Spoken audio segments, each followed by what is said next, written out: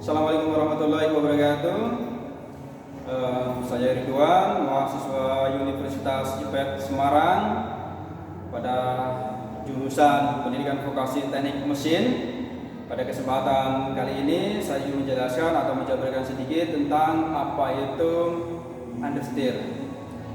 Understeer adalah kondisi saat mobil tidak mau berbelok sesuai sudut kemudi, melainkan cenderung lurus atau melebar dari jalur belokan yang seharusnya. Artinya, ban depan kehilangan traksi terlebih dahulu sehingga kendaraan kurang responsif terhadap input kemudi.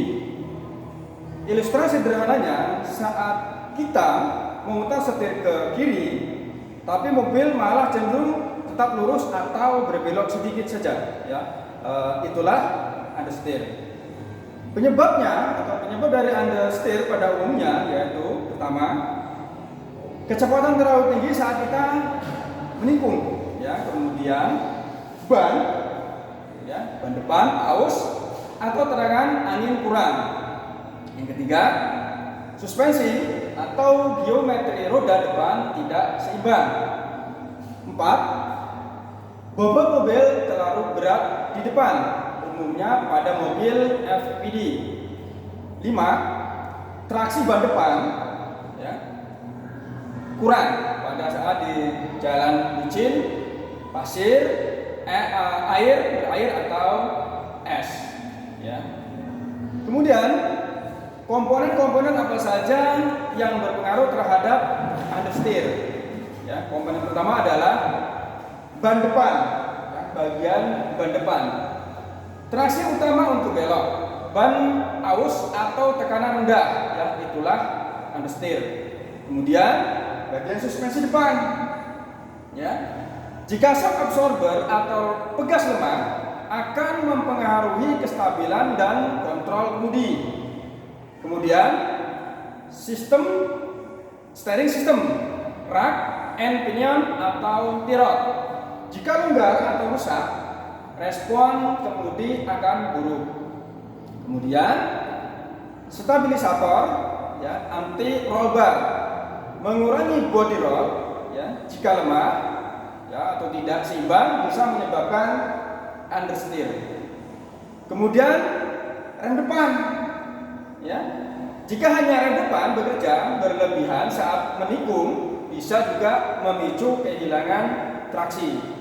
Kemudian distribusi berat kendaraan. Mobil FPD, ya, front wheel drive, lebih rentan understeer karena beban di depan, ya, lebih besar. Kemudian electronic stability control atau ESC, ya, sistem ini bisa mengoreksi understeer dengan pengereman selektif, ya.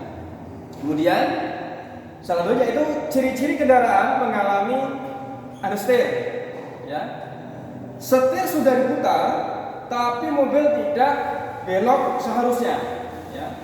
Terasa dorong lurus saat tikungan tajam. Ban depan berdecit, ya. Kemudian mobil melebar dari jalur. Cara mengatasi atau mencegah understeer: pertama, kurangi kecepatan sebelum masuk tikungan. Kedua, pastikan tekanan dan kondisi ban depan itu optimal. Ya. Ketiga, periksa geometri roda, chamber dan toe. 4. Jaga bobot kendaraan tidak berlebih di depan. Gunakan teknik pengemudi defensif, ya, hindari gerakan setir mendadak saat menikung. Selanjutnya, fungsi dari masing-masing komponen utama sistem kemudi dan suspensi pada kendaraan. Pertama adalah inerti rod, ya.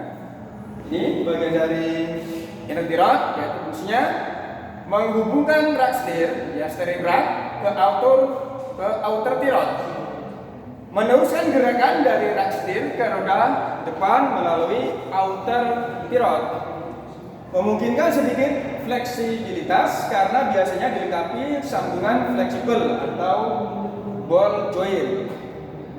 Kontrol arm bushing, ya, di bagian bawah berfungsi sebagai bantalan karet di ujung kontrol arm yang menghubungkan kontrol alarm ke rangka kendaraan.